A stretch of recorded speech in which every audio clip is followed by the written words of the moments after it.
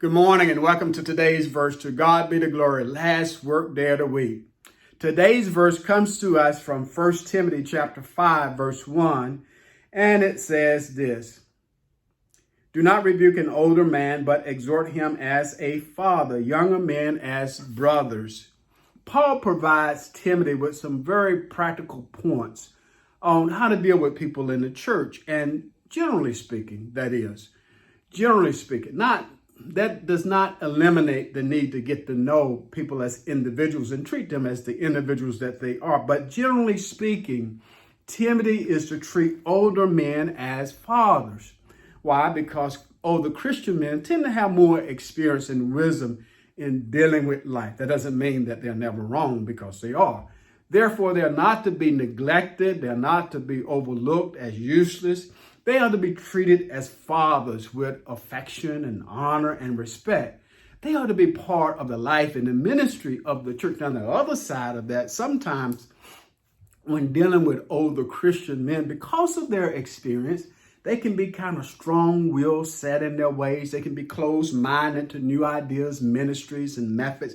They can begin to grumble and complain, be critical, present opposition, and even division. But the point is this: if an older man needs to be corrected, then it should be done so in a manner, treat them as a father, not as an enemy.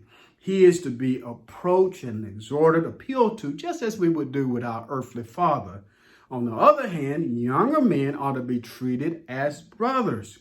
Too often we tend to look at younger men, young people, we tend to look at them as being too inexperienced to be part of the decisions in the ministry in the church. They're not to be ignored or bypassed, but we're to show them brotherly love, consideration, respect, and care. I think the bottom line here that Paul is getting at is that everyone in the church, they have value and they are to be treated as such, with love and respect, not with an air of superiority. And when the time comes to correct, and it will, that to do so in love, not with a severe reaction or contempt or disgust, but with brotherly affection and care. To God be the glory for the great things he has done. I pray that you would meditate upon this verse. It would be a word of encouragement to you as you go throughout your day. I pray that you would have a great day, a safe day. And then tune in again tomorrow. Yes. As we consider today's verse. Amen. Amen.